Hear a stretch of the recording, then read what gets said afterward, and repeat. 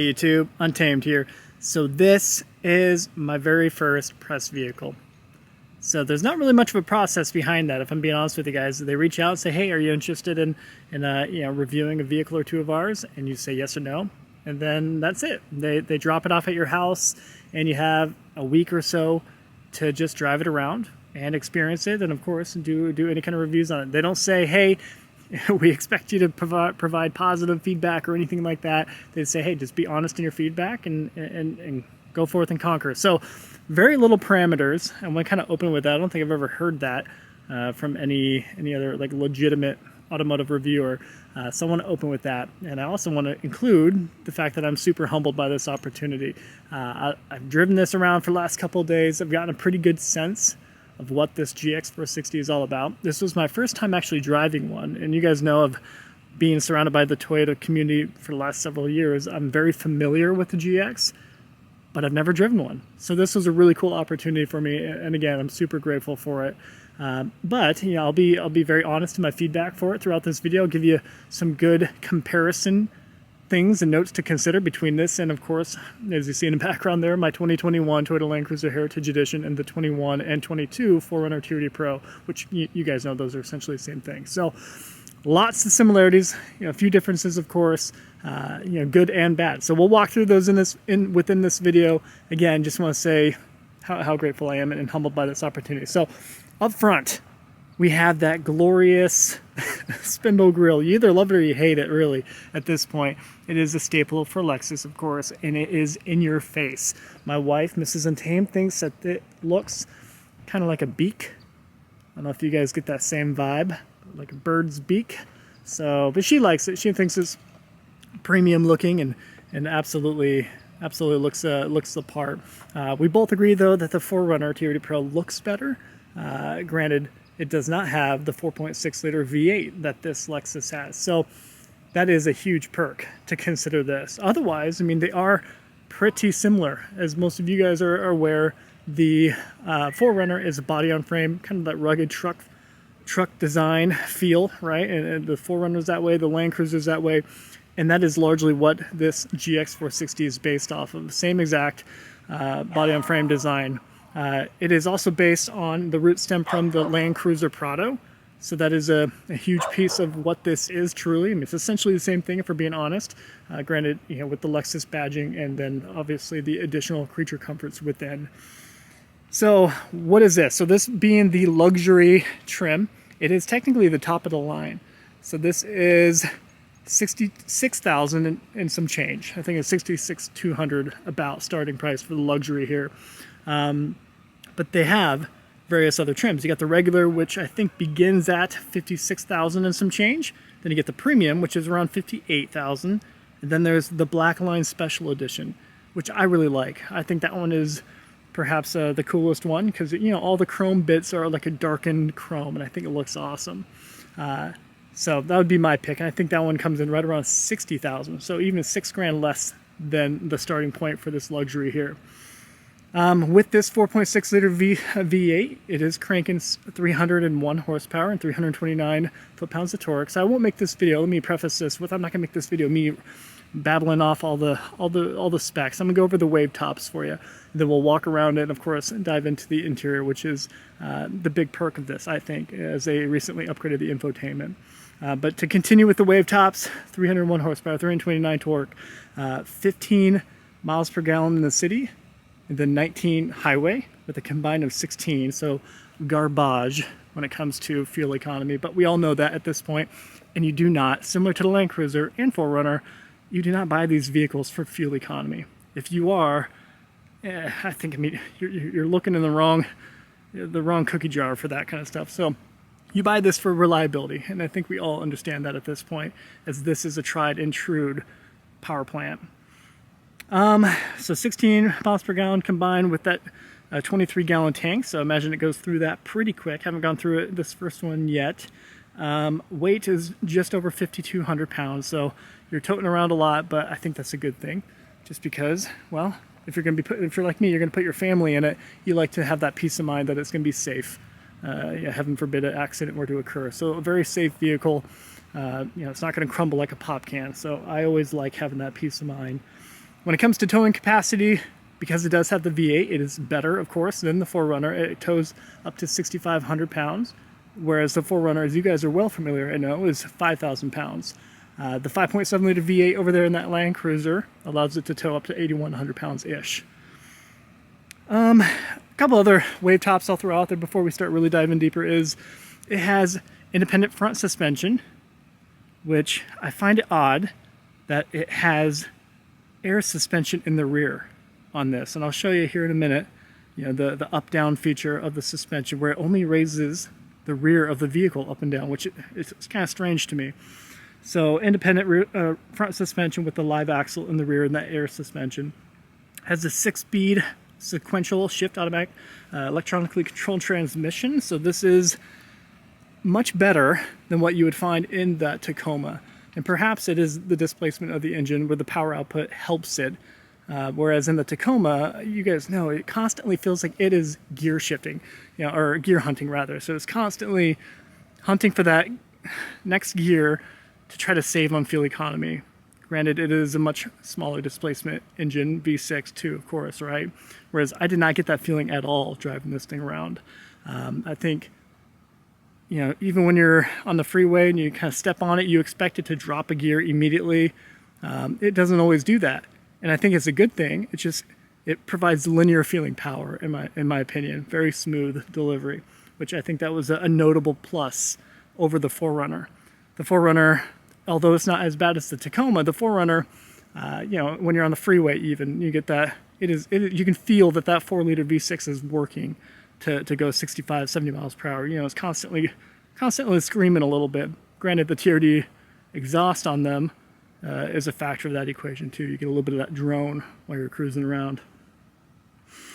What else? So I guess last couple of notes before we dive in is it is a full-time 4-wheel drive. You guys are aware of that, so very similar to the Land Cruiser in that regard. The 4Runner TRD Pro, anyway, you guys know, is normally just a 2-wheel drive until you manually put it into 4-wheel drive. So this, the GX, the full-time 4-wheel drive with the Torsen limited slip center diff with electronic diff lock. So a couple off-roading goodies involved within this one here, as I'll show you here in a second. So let's dive a little bit deeper in it. As far as the exterior, I am a huge fan of these upgraded headlights. So you got that triple LED, triple beam LED headlights up front here with the LED DRL. I think these just look phenomenal. So huge upgrade as it just came a couple years back now, right? So I love that. The spindle grille, it isn't really until you're looking at it up close and personal you realize just the amount of detail involved in this. You got your, I forget what they call it, I know Toyota's the safety sense, but you know, you got your adaptive cruise control and all that stuff. Collision alert up front here, integrated within the emblem. Kind of unique, you get incandescent bulbs up front here, and then you get LEDs up front, or up for the headlights. So kind of strange that we're mixing modern and old tech. So you got incandescent bulbs there for the turn signals. There's a look at the lower body kit, if you will.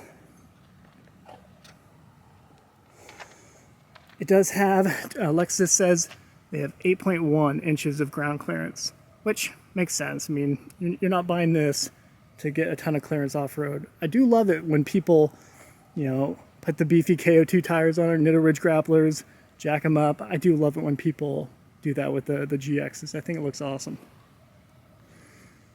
When it comes to the wheels here, you get that dark gray / gunmetallic finish here.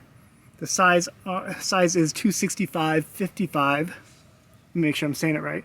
Yeah, 265/55 19s. And these are Dunlop AT23s. So these Grand Trek AT23s are the same exact tires that actually come on the Land Cruiser. Which, you guys know, I'm always pretty quick to swap these out because it doesn't fit the bill, doesn't look the part. There's your side steps. Nothing to write home to mom about. I tell you what, after getting in and out of those guys all the time, especially with the lifts on them, you do appreciate just the simplicity of getting in, how easy it is. So this is with it in its lowered setting, for the record. Let me make that clear. So when you actually up the rear suspension, it comes up, I think, another inch and a half is what it comes up. Similar to the front, you get that mixed technology. You get incandescent bulbs up here. Then down below, you get the LEDs. Gas cap on the left-hand side, similar to the 4Runner. The Land Cruiser is on the right-hand side. Well, fun fact, very few people care about this, but it is a push button to release that cap there, whereas that is not the case on the 4Runner. It is the case on the Land Cruiser, though. One other thing I was kind of interested to see is the rear hatch here opens this direction, and if I recall correctly, I'm pretty sure the FJ Cruiser popped out the other way. So the FJ Cruiser actually opened, you know, from the side too, but opened from the right and opened left, right? So I'll show you this real quick. We won't dive too deep for the interior just yet.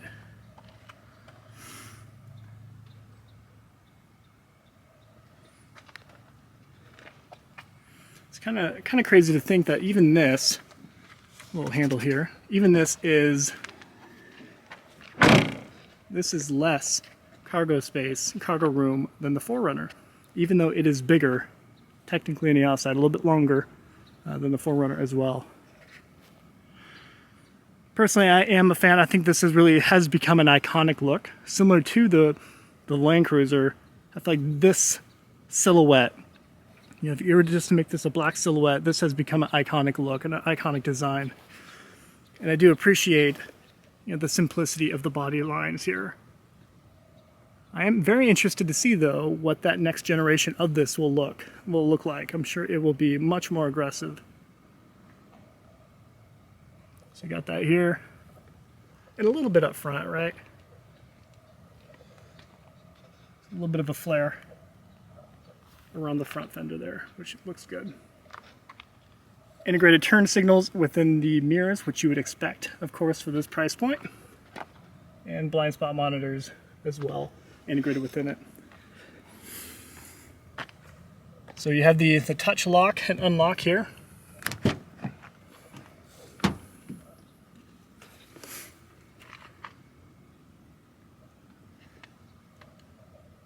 You definitely feel, especially compared to the 4Runner, and that's what I'm always compared to, is, you know, definitely an additional sense of premium feel to it.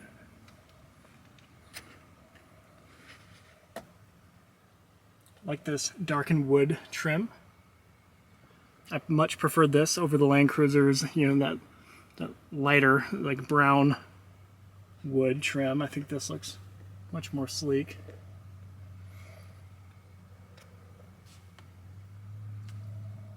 And we'll start it up here in a little bit, and I'll walk you through a little bit of this here.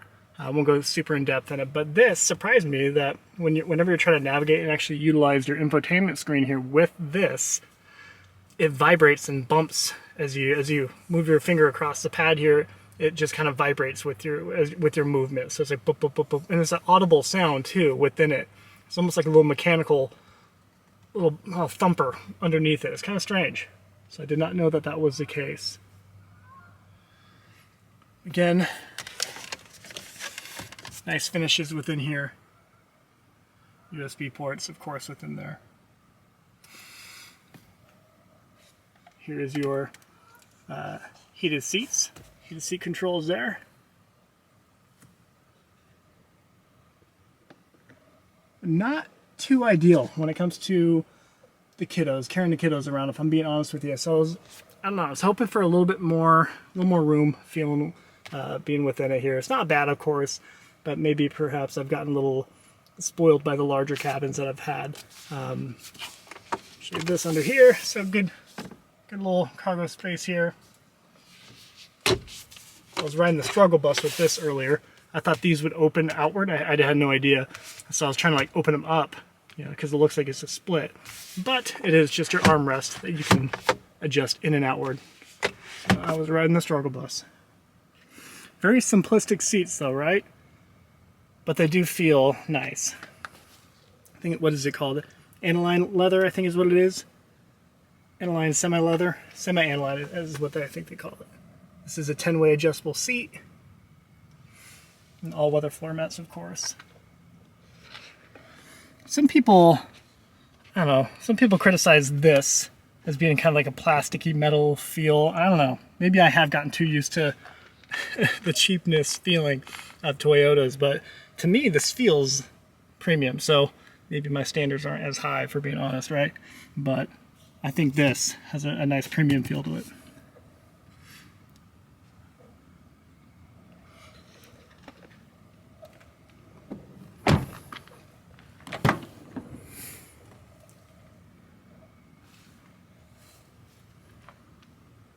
Shot of the back doors, tweeter speaker there.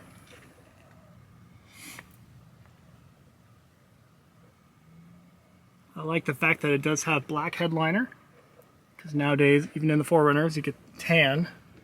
So I think that is a plus. Here's your heated seats back here, and your temperature controls back here. So dual zone climate control as well within here. But these back seats here, that third row, I'll show you some clips here, but it is not ideal. You know, I sat back there, it is very cramped. Even if you're putting a small child back there, it doesn't feel ideal. I like the idea that this has captain's chairs. I like this a lot. Obviously one of these is down, but I think this is great. And this is one of the things I really like about the Sequoia is, you know, you can get in here and your young kiddos could walk through the center there and, you know, hopefully buckle themselves up. The one that you're having it sit in the back is hopefully old enough to buckle themselves in. So I really like this concept, especially on the Sequoia, where you actually have a lot of room in that third row. Of course, that's just not the case with this one.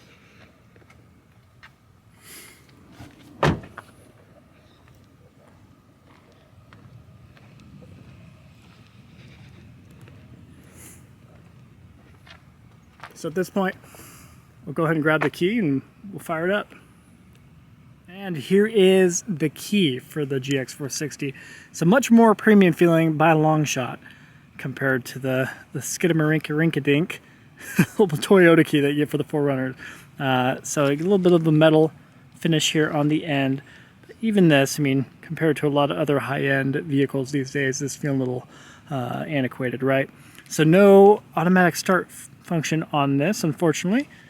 We'll hit lock there. And we'll go ahead and hop in real quick and fire it up. So you do get some minor lights down below, which is pretty neat. Kicker lights, rocker lights rather, excuse me. Lexus lights up here as you're coming in. Nice touch.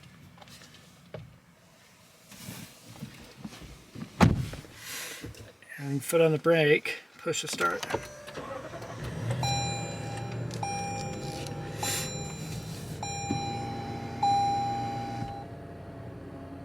So pretty cool startup gig here. I could turn off there it is. So pretty cool startup sequence here for both the center stack as well as the infotainment up here. This, what I was talking through earlier, is very strange. So you can kind of, I'll see if you can hear it. Maybe you won't be able to over the engine here.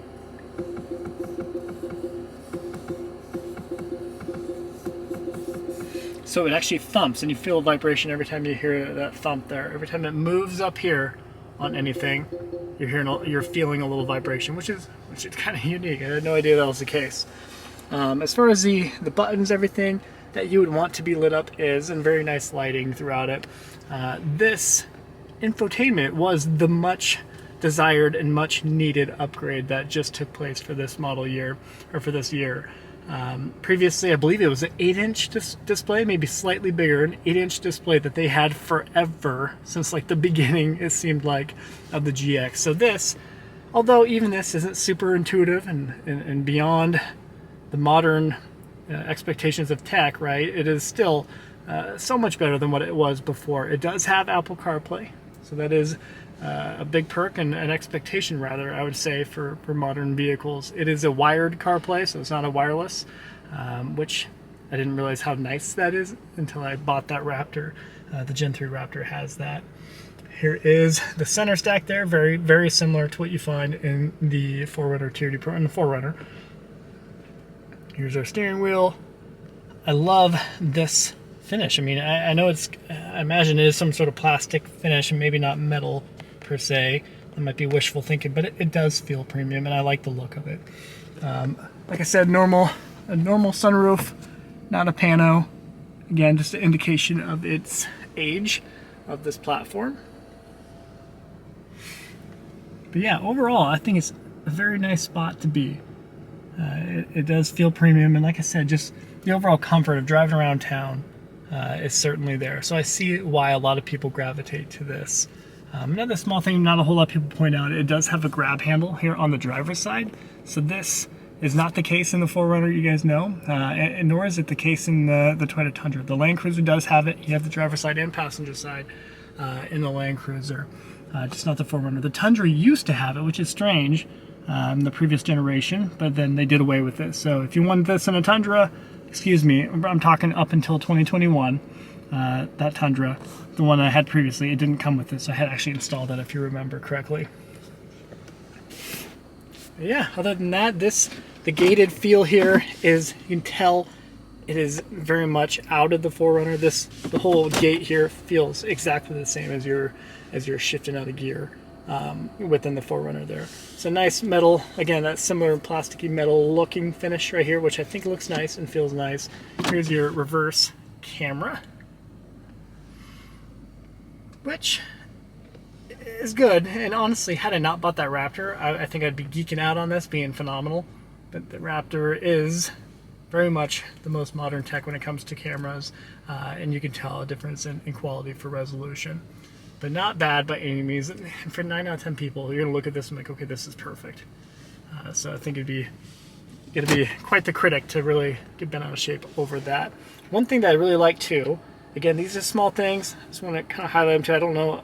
I only watched one review before actually doing my own here. I didn't see anybody else comment on this, but I really like the tactile feel of a lot of these buttons in here, especially the temperature adjustments. So each time here, yeah, it's just like a little click.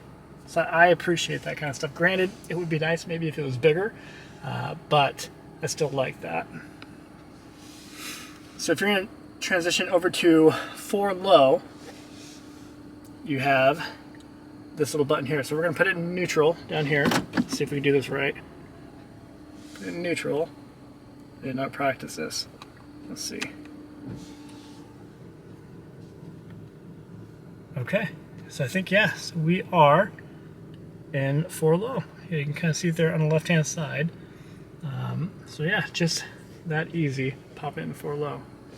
So granted, even though, and like I mentioned before, you're full-time 4-wheel drive, even though this is not as raw and rugged and visceral as the actual 4-wheel drive lever over there in the 4Runner, there is something to be said about this at this point. Even though I've used the 4-wheel drive in the 4Runner probably like 24 times at this point or more, even still, maybe I'm a total noob. Even when I do it, I still manage to grind and mess it up at some point. It's never bad, but you know what I'm talking about. It catches and it'll be a quick grind enough to like be a pucker factor. I still manage to do that, and I've owned 4Runners forever, it feels like. So all that to say, no matter how good you are using that, I think there is value in the simplicity of just doing this. It is one more thing to potentially break on you. It's less raw, less visceral feeling, so it's less cool. I get it, but still nice to have. I'll put it back in park here. I want to show you the headlights on the outside. So purposely waited till it got a little dark out, the sun going down over here. Wanted to show you the headlights on this thing.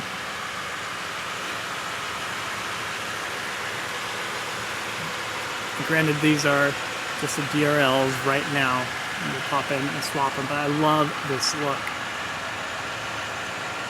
Tell you what, when you see that pulling up behind you, I think it's just, I don't know, I'm a huge fan of that look.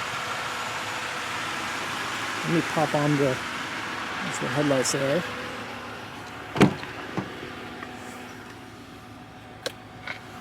right there on the left-hand side, the stock, just like nearly every vehicle. There you go. That triple beam LED headlight there. Such a cool look.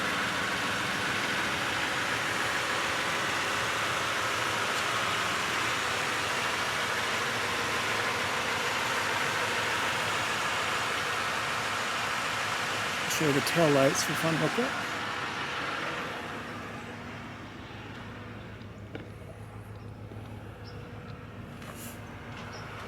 So like I said, LED down below, incandescent up top for the blinkers. One thing I didn't show you before is this guy right here. So you pop here, that releases the glass here, and then you have a little lever here you just pull up with the struts. So kind of cool. Not the most ideal cargo space back here. And especially so when you actually have those third row seats up, you have just a tiny sliver of room back here. You got your cargo cover right here as well. One thing, you guys are gonna think I'm a total dippy, but I actually did not realize until just recently that the 460 was an indicator of its engine size, its engine displacement. It being the 4.6 liter V8, and I had no idea. So call me a dummy, but I did not realize that. And same goes for, I think technically the LX 570, right? It being the 5.7 liter V8, you know, that's why it was a 570. So that was news to me. Figured I'd share that just in case I'm not the only dippy out there. So yeah, mainly in this video, I wanted to show just the overarching points of this.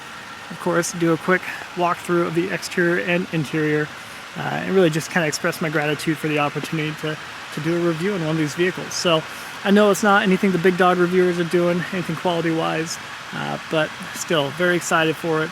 I do think it's an ideal vehicle for if you have a couple kiddos, but if you have 3, I don't know if I would lean this direction. I think I would still stick with a little bit more space in the LX 600 now that we no longer have the Land Cruiser. I get an LX 600 to have a little bit more room, or even more appropriately so, the new 2023 Sequoia seems like the perfect pick if you got 3 kiddos running around. But still, glorious vehicle, ton of fun to drive, super smooth, and a great premium feel to it. So, as always, guys, appreciate you watching, appreciate you supporting the channel. Until next time.